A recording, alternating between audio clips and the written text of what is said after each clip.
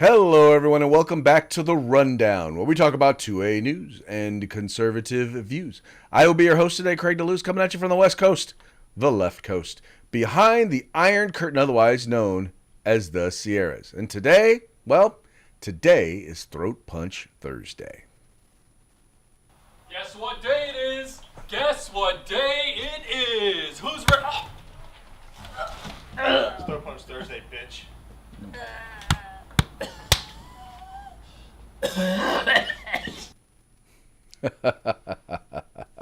Never get tired of that video. Folks, today is the day where we talk about politics, policy.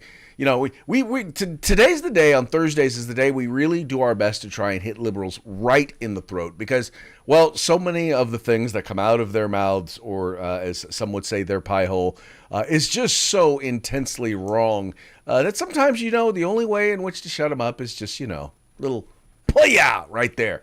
Anyway, but we're going to have a good time. As I told you, as I've been telling you all week, Mike is taking a break. He's not taking a break. He is doing his civic duty. He's working with some Utes and out doing civil air patrol and working with young people. So he's going to be off all this week. And, it's just going to be us. So if you get a chance, would love to hear from you. Would love to hear what you have to say.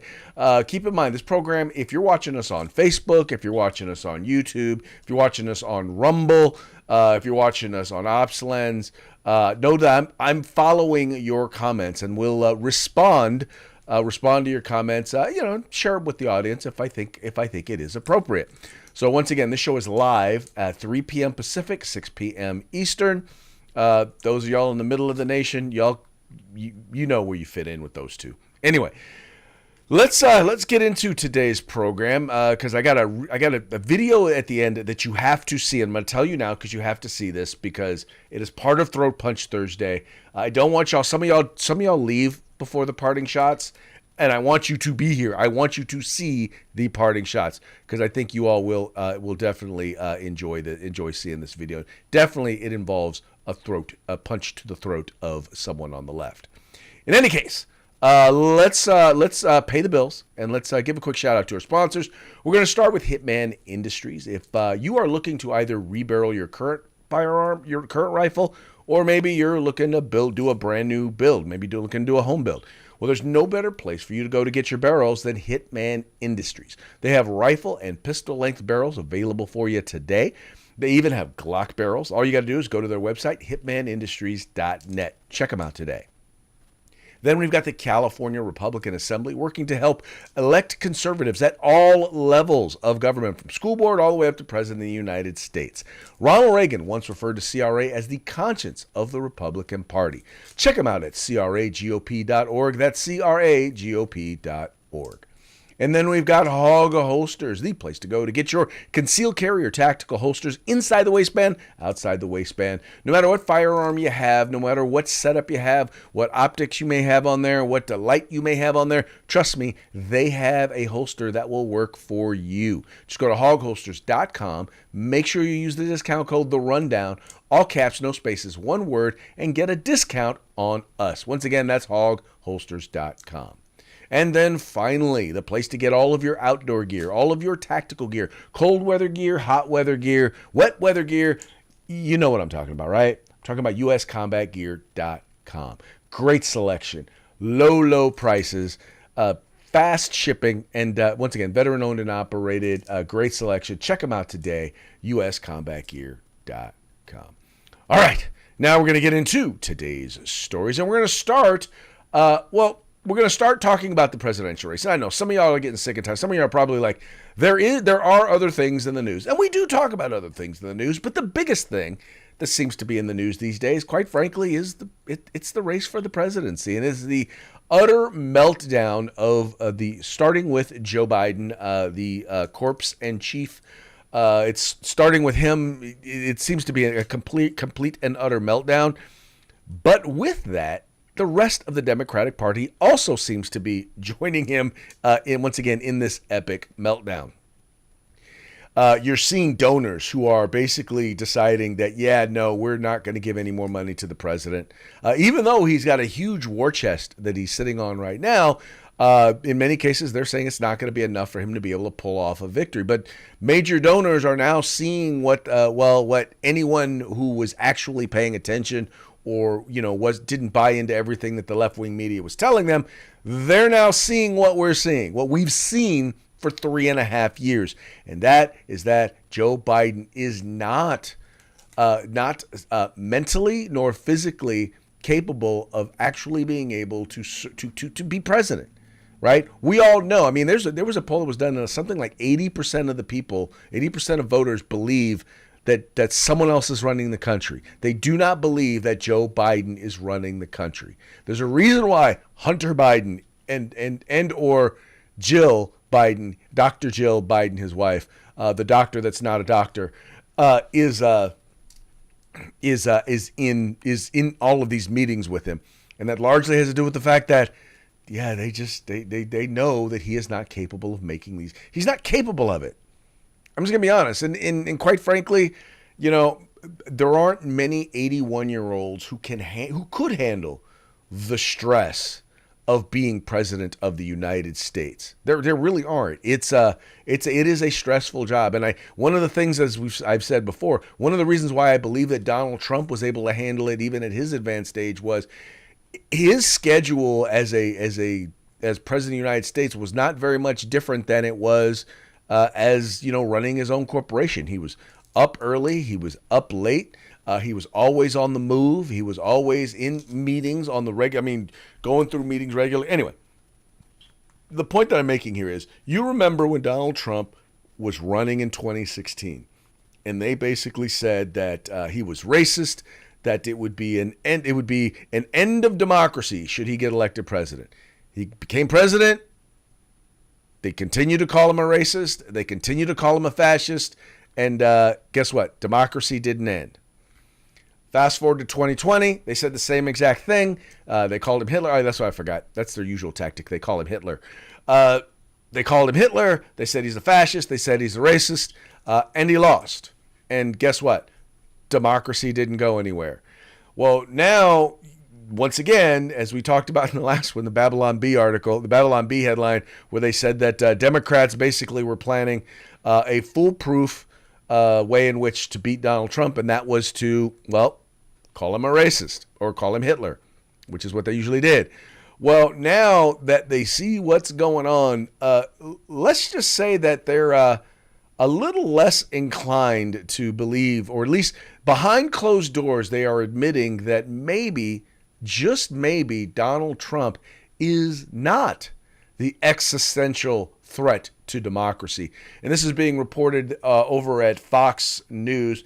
It says here, liberals on social media seethe in reaction to Democratic lawmakers reportedly admitting behind the scenes that former President Trump isn't a, quote, threat to democracy. That's right. That's a direct quote right there. Anyway, it says here, New York Times columnist Ezra Klein appeared on the Bulwark podcast Tuesday and revealed that top Democrats have told him off the record as they panic over whether they should support or abandon President Biden on their ticket, quote, people are weighing this set of things. Like, it would be quite unpleasant for me personally to come out against the president as an elected official in the Democratic Party, and weighing what will happen if Donald Trump wins, and saying in a revealed preference way, I can live with Donald Trump winning, Klein said. And I've heard people say that to me off the record, to be fair. So in other words, he's saying, yeah, these people have said that. Now, they said it to me off the record, but there are many of these folks who, quite frankly, are saying, yeah, no, I can handle if Donald Trump wins. Because here's the deal, and this is the point that I think they're making. Number one, I still believe that our republic is at a place where there are enough checks and balances that no one man can undo it, right? It's going to take more than one man. It's going to take a serious cabal of of multiple groups of people of just about every branch of government and the military in order to have that sort of, or successfully implement that sort of coup. And the amount of transparency that we have in our form of government just doesn't lend itself to that. So, I mean, I look at it this way. We survived Barack Obama. And Barack Obama was a much more capable Marxist than Joe Biden. But we survived Barack Obama. We survived, for those of you who dislike Donald Trump, we survived Donald Trump. I mean, yes, he has a tendency to do and say some things that upset liberals, and quite frankly, that confuses and concerns some conservatives.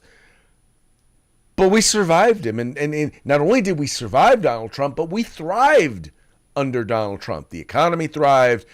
We thrived as a people. Now, we became more divided. I don't blame him for that. I blame his detractors. I blame the very same people, by the way, who are the ones who are saying that he is a threat to our democracy. See, you notice they can't look at specific policy things and point to it because they don't really have anything. Because right now, if we're talking policy, it is their policies that are putting the United States in danger. Whether it has to do with the economy, whether it has to do with crime, whether it has to do with the border, whether it has to do with our education system and the attempt to indoctrinate our kids with a cultural Marxism. It's all them. I mean, they are on the wrong side of just about every single policy discussion. The only policy area where they have any advantage right now has to do with abortion. And that's it. That's really it. And a big part of that is because they have been allowed to create the narrative around the topic. And the media, once again, the media has helped them to be able to create that narrative. They've been able to define where Republicans stand without having to be real clear about where they stand on the issue. So anyway, the point being is that now, though, they're recognizing that, people are saying, look, if Joe Biden is reelected, and if Joe Biden is reelected, it is going to create a serious problem because I think everyone with eyes can see that he, first of all, their position is they're more worried about him winning, right? They're not. You notice you don't hear Democrats saying, the people who are having concerns, you don't hear them saying, yeah, I don't know if he should be running the country. I don't know if he has the capacity to be able to make decisions when it comes to leading this nation. No, their only concern is whether or not he can win. And that's because they know he's not making the decisions. They're okay with that. They're okay with somebody who they ideologically claim to be, associated with. They're okay with them making all the decisions. I'm not okay with that. And I think most Americans aren't okay with that. I'll real quick, and this is a little bit of an aside. So there was a poll that was out that said that basically 85% of Americans basically believe that he is too old to be running the country. 85%, right? And see, she shouldn't be running. That's a huge number, right?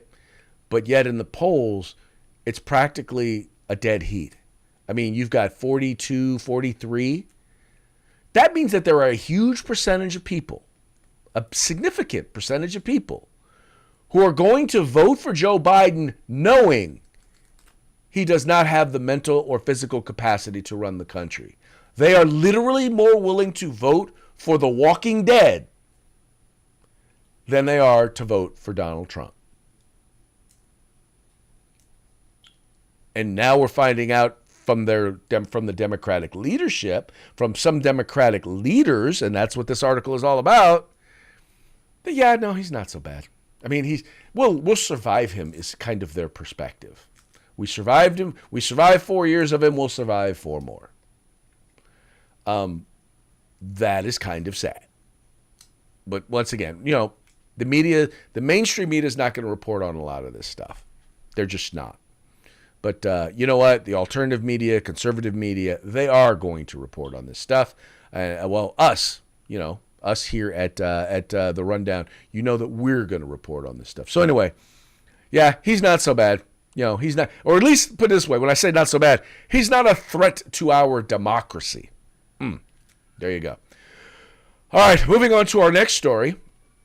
This is an interesting one. 100 terrorist operatives working for the UN. Now, admittedly, and I will just say this because I do not believe that any organization is above propaganda, but the folks that are reporting on this actually happen to be, well, it's Israel. Israel reported, and this is a report coming out of Breitbart. It says here, Israel identifies 100 terrorist operatives working for UN relief agency. Oh, I'm sorry. I forgot to put in relief agency. Oops. All right. Well, sorry about that, folks. We'll get it right. Anyway, the Israeli Ministry of Foreign Affairs notified the United Nations last week that 100 terrorist operatives have been identified as employees of UNRWA, the UN relief agency for the Palestinians. The letter from Israeli Ambassador Amir Westbrod to UNRWA head Philip Lazzarini was sent on July 4, but was not made public until Thursday, when media outlets, including Fox News and Germany's Bild, obtained copies of it. The editors of Bild were very upset to learn German money might have been used to fund terrorist operatives. In the letter, Westbrod noted the presence of Hamas operatives among UNRWA staff has been a recurring concern for Israeli officials. In January, the United Nations and several other countries suspended funding for UNRWA after Israel accused a dozen of its employees of actively participating in the Hamas atrocities on October 7. Most of those countries eventually resumed funding for UNRWA, citing the desperate need of Palestinians in Gaza for humanitarian aid. Israel's letter to the UN suggested that resumption of funding was a terrible mistake because UNRWA staff in Gaza is still riddled with terrorists. Now, this just goes to show you, and sadly for the folks on the other side, for the folks on the left, this is something that happens whether it's dealing with the folks there in Gaza and dealing with the terrorists there in Gaza, whether you're talking about the media and the Democrat elite or academia here in the United States. It's funny because the people who claim to be the good, they're infested. The Democrat leadership is infested with Marxists. The media is infested with Marxists. Academia is infected with Marxists because that's kind of in part the source of where those darn Marxists are coming from, is they're being educated in places like Columbia, Yale, Harvard, Stanford. That's where they're getting their starts. That's where they're learning the basics of communism, Marxism, DEI, critical race theory, and all of that. That's where it's originating from. And then they take it out into the world. Well, that's exactly what's happening here. And the problem is that you have these people who believe, well, I can have these beliefs and these ideals and do these horrible things, but I can still come over here and be a part of get world funding in order to do something that I believe is good. Even though we know that the various groups that they're working with, like Hamas, the aid that's supposed to be going in to help the Palestinians, we know it's being stolen. It's being stolen by Hamas. But we're going to keep sending them money. It's things like this that is the reason why Donald Trump wonders if we should even be a part of the UN. This is the reason why he makes these statements. This is the reason why he questions those things. Because he not that he doesn't want to see the United Nations work, he's just recognizing that it's not working. And if there's no evidence that it's going to try and work, then why are we putting money into it? In particular, when they have demonstrated that they are an enemy of the United States, of the United States policies. They are enemies of the United States' allies. So why would we want to continue to give them money?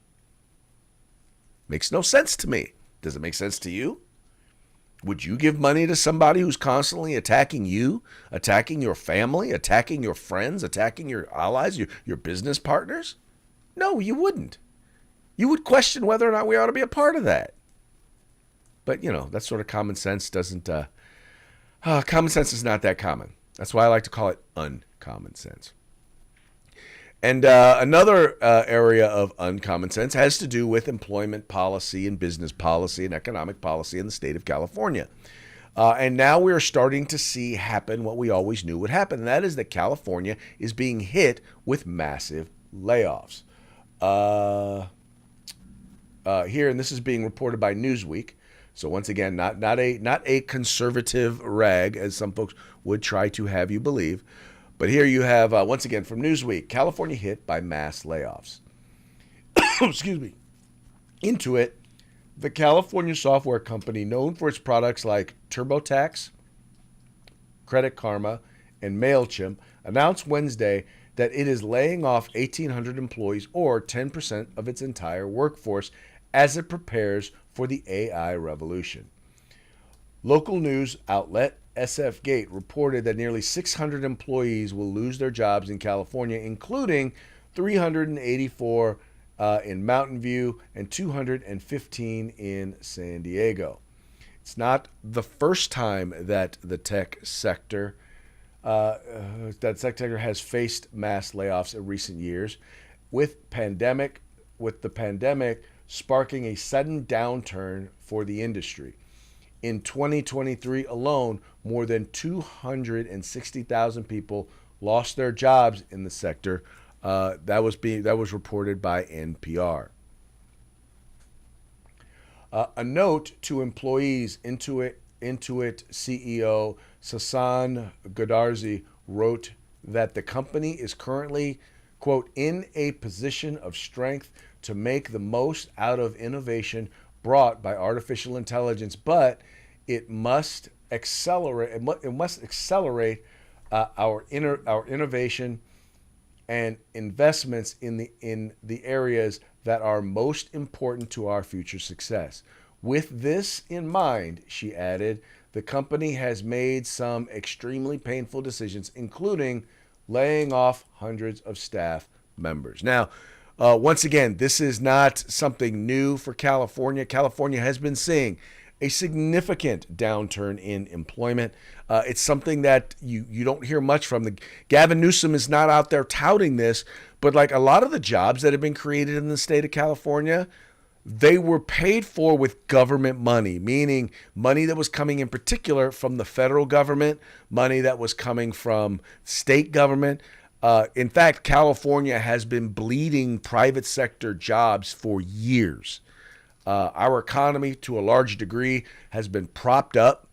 It is, as crazy as it may sound, COVID propped up California's economy in that billions, tens of billions of dollars came into the state of California from the federal government for quote unquote COVID response. There are tons of school districts in the state of California that were on the verge of financial insolvency, but the fact that they got, once again, COVID dollars, that helped them to be able to at least extend or put off their impending fates. That's what's going on here. That's what you're seeing in the state of California, is the acceleration of the bad left wing Marxist decisions that come from Governor Gavin Newsom. We're starting to see the impact of it.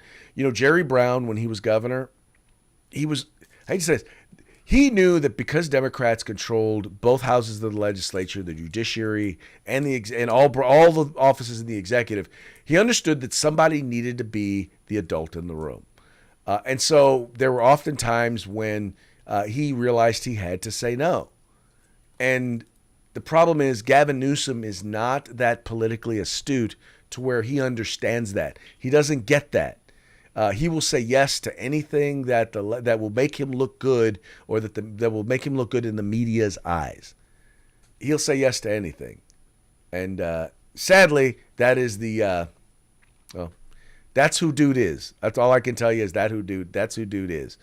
Unfortunately, the worst part is that I don't know that Republicans in California are in a position to be able to offer significant change. And in that, the media is not going to help them. The media is not going to help California Republicans get the word out about the issues that are taking place. In fact, they're going to cover up for the Democrats as much as they possibly can, because let's be honest, the media is not honest. Now, what I can say is this, and I can say that there are some up-and-comers, some people who are coming up through the ranks within the Republican Party in California that are, one, politically astute. Number two, they're very astute on policy. They are, and they're young. They are individuals who I believe really have an opportunity to take California if they can keep doing what they're doing to try and get their message out. If they can keep focusing on policy and not getting caught up in the personalities of politics, because that's what the Democrats are going to try and do. They're going to try and focus on, those evil Republicans. And these guys are just like, they're talking policy, and they're talking policy in a way in which how it's affecting the average Californian. Anyway, I really think they got a shot. Guys like Joe Patterson, guys like Josh Hoover, these are the Bill Ensley. These are the sort of leaders I think that coming up through California, I think are going to have a real impact. People who aren't scared to take on the liberal establishment. And when I say take it on, I mean they're taking it on the right way. They're taking it on based on policy that's impacting people. Really good folks. California, like I said, the worst part is California's going to have to get a lot worse before it gets better, sadly. You're either got to hope that it accelerates or that people wake up. I don't know which will happen first, but all I know is that it's got to happen. And then our last story for today, and it has to do with the Second Amendment. It has to do with the rewriting of our party platform. I've been multiple times. I've been on the platform committee for the California Republican Party. I've seen the platform, and we've dealt with the platform for the RNC. And there's always been attempts to try and water down our platform and our positions on various different issues. Well, I got to tell you that right now, they have succeeded in watering down many of the planks of the platform. And I'll be real with you. Now, for those of you who call yourselves hardcore conservatives and are supporters of Donald Trump, a lot of it is to conform with Donald Trump's positions on issues, or the Trump campaign's position on issues, because obviously he is going to be our nominee. So y'all got to let's just be honest. Let's call it what it is. Anyway, it says here, the 2024 GOP platform barely mentions gun rights. The party's neglect of the issue is consistent with its domination by Donald Trump, who pays lip service to the Second Amendment, but has never been a true believer. Now, they're saying he's not a true believer. Well, I'll address that in a little bit. But this is actually over at Reason. It says the 2016 Republican Party platform, which condemned Democrats for proposing laws that would eviscerate the Second Amendment, devoted 3 paragraphs to gun rights. The 2020 platform did not discuss the subject at all because there was no 2020 platform. The party instead promised to enthusiastically support President's America First agenda. This time around, the Republican National Committee did approve a platform, but as the Reload's Jake Fogelman notes, the RNC has exercised any mention of the Second Amendment except for a passing reference. That reference appears in a list of 20 promises that we will accomplish very quickly when we win the White House and the Republican majorities in the House and Senate. The 7th promise says Republicans will defend our Constitution, our Bill of Rights, our fundamental freedoms, including the freedom of speech, the freedom of religion, and the right to keep and bear arms. This cursory treatment of the Second Amendment is consistent with the reality that current Republican Party wants whatever former President Donald Trump wants. Despite his lip service on the right of armed defense, Trump has never been a true believer. His flirtation with Democratic gun control agenda after the October 2017 mass shooting in Vegas illustrated. In addition to imposing unilateral ban on bump stocks that was recently overturned by the Supreme Court, Trump met with members of Congress in February 2018 to discuss gun regulation. During the meeting, he spoke favorably of requiring background checks for all gun transfers, raising the minimum age to buy long guns, preemptively confiscating guns from people who might be dangerous, and even banning so-called assault weapons to the visible delight of Senator Dianne Feinstein. Trump's receptiveness to the ideas dismayed the National Rifle Association, but it looked like a reversion to his actual opinions. In his 2000 book, The America We Deserve, he staked out middle ground on gun control between extremes of two major political parties. Democrats want to confiscate all guns, which is a dumb idea because only law-abiding citizens would turn in their guns, and the bad guys would be the only ones left armed, Trump wrote. The Republicans walk the NRA line and refuse to even limited restrictions. By contrast, he said, I generally oppose gun control, but I support the ban on assault weapons, and I support slightly longer waiting period to purchase firearms. Now, I read all of that because I want you to understand that, and I'm just going to say this, and some of y'all are going to agree with me, some of y'all are going to be mad at me about this. Trump is not a true believer, right? He's not a true believer in conservative values. What he is, though, he recognizes that conservative values overall are better than liberal values. He recognizes that his audience, his market, are conservatives. It's us. We are his market. And so he knows that he needs to please his market. Now, he's also recognizing, in particular in this particular campaign, I'll say this.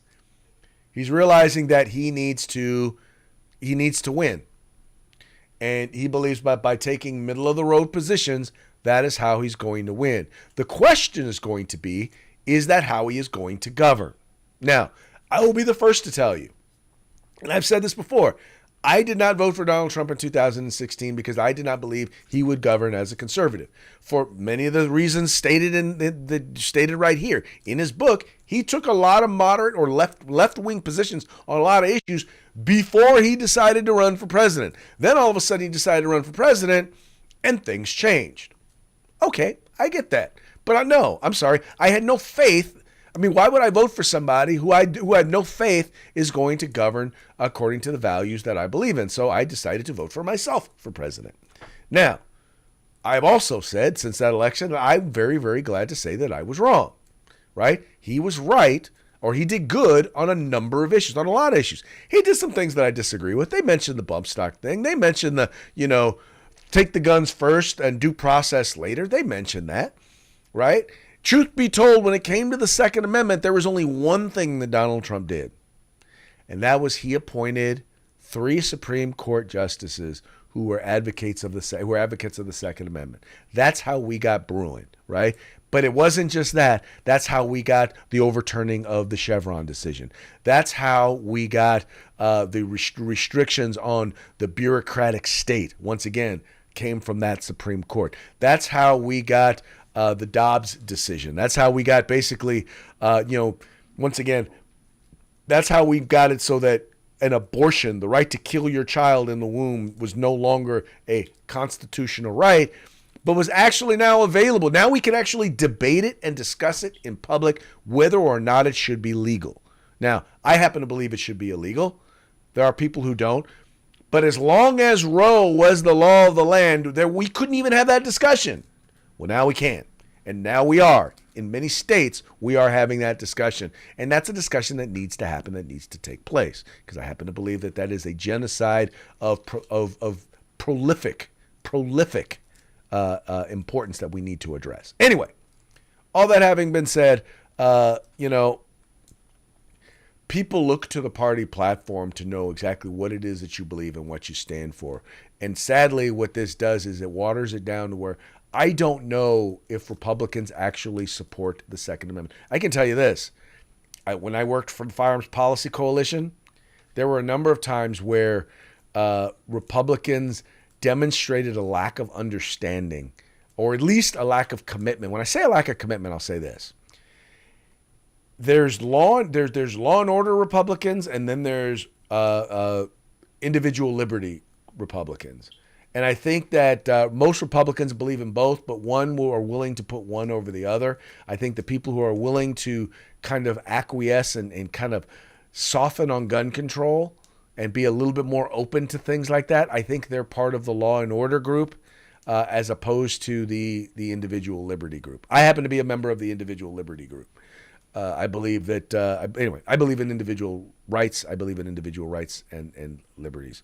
Anyway, but so just know, don't be tripping, because the party platform is not going to be as pro Second Amendment as I think a lot of you folks who watch this program are, and you're going to have to decide whether or not that affects how you vote.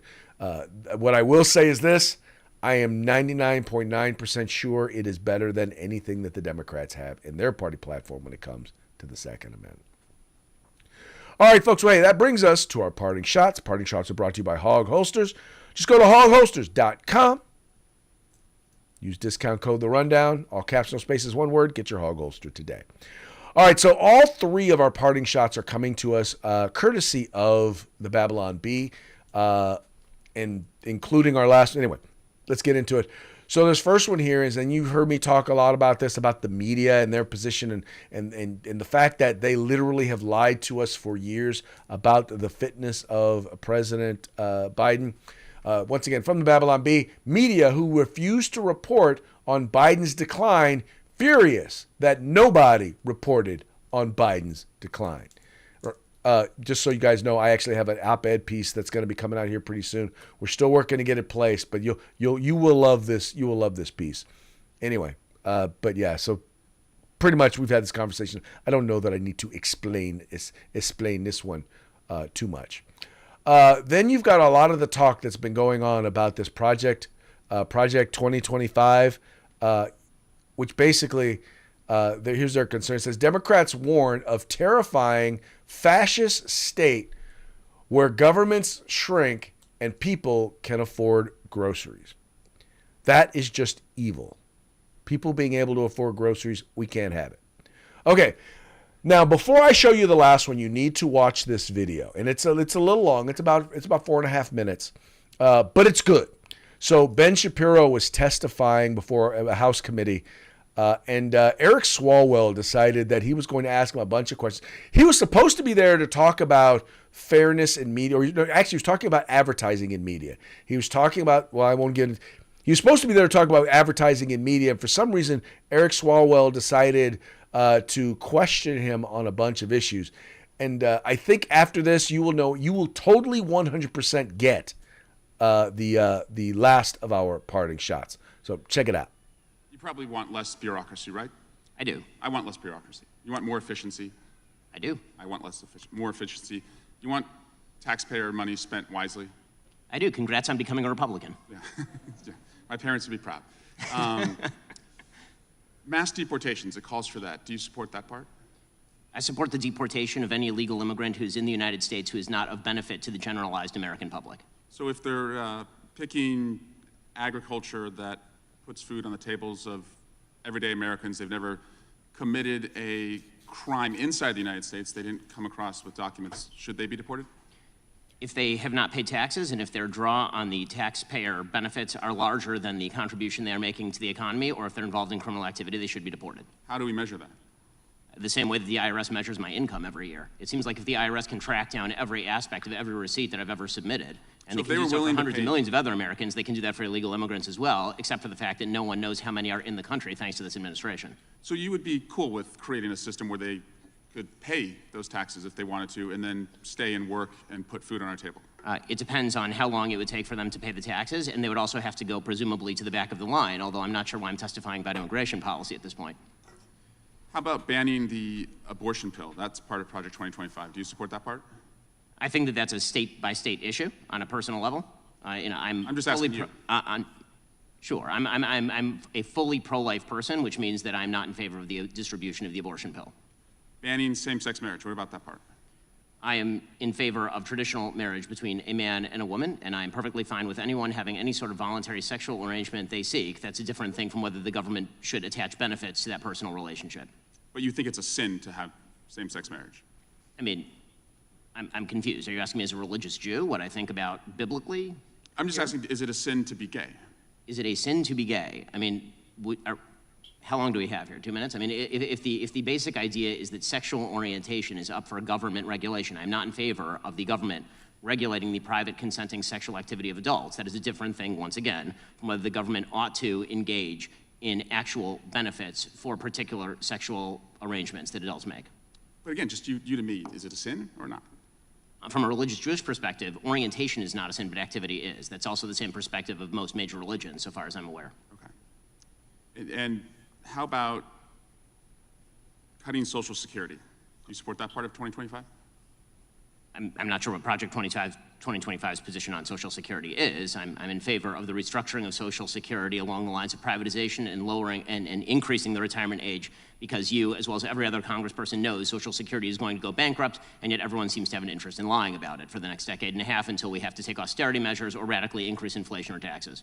And bans against books about slavery. Do you support that part about? Why would I possibly be in favor of bans about books about slavery? That would be absolutely ridiculous. What I am in favor of is the idea that school libraries should be able to make decisions along the lines of what exactly is appropriate for, say, a 7th grader and whether they ought to be treated to cartoons and genderqueer. That's not quite the same thing. And just because we found some receipts, you did say, I think homosexual activity is a sin. Yes, I'm a religious Jew, I'm that's sure true. there's a genetic component. You found me out. Orientation. But the view of all religious people I know has always been that sexual behavior is something that is up to you.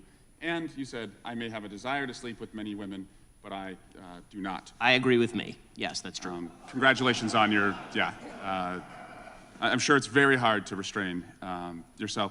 Mr. Chairman, I just want to shift to Alvin Bragg. He was supposed to be here this week, and he's not coming. And Hunter Biden was supposed to testify. Now he's not testifying. We were supposed to have votes on articles of impeachment, and we didn't. And again, we're just wondering, you guys write great press releases, but the payoff seems to never come. And so I guess we will keep waiting, and we'll do hearings like this. And finally, Chairman, you cannot yell fire in a crowded theater, and that's a restriction on speech, as you have recognized before. But you can yell theater in a crowded fire, and you all can continue to do that all you want, and we'll just waste the American people's time. Gentleman's time has expired, and I remind him of the first rule of holes. When you're in one, stop digging. And that leads to our final parting shot. Shapiro agrees to share joint ownership of Eric Swalwell with the Chinese. Yeah, okay, maybe I need to explain this one. Let me just explain it. I'll explain real quick. Basically he's owned by the Chinese, him and his girlfriend Feng Fang, the Chinese spy that he was hooked up with, still in Congress after sleeping with Chinese spies. No longer on the Intelligence Committee, once again, because he has a tendency to sleep with Chinese spies. But clearly there, Ben Shapiro owned him. And that was phenomenal. That was a textbook example of how you deal with the left. And there's a reason why the left constantly, when you do interviews and things like that, there's a reason why they constantly interrupt conservatives, because they know that when given the opportunity to express our perspective, to express our positions and the support for those positions, they know that they lose. They know that they do not have the ability to out debate us because not because we're necessarily the greatest debaters, and some of us are, some of us aren't, but because we happen to have the truth on our side. And when you have the truth on your side, well, I believe the truth next to a lie, when both are given full sunshine, the lie will wilt and the truth will prosper, will grow, and thrive. That's what I happen to believe. It's just they don't always get the same amount of sunlight. Anyway, folks, that brings us to the end of the program. But before we go, going to give one more quick shout out to our sponsors.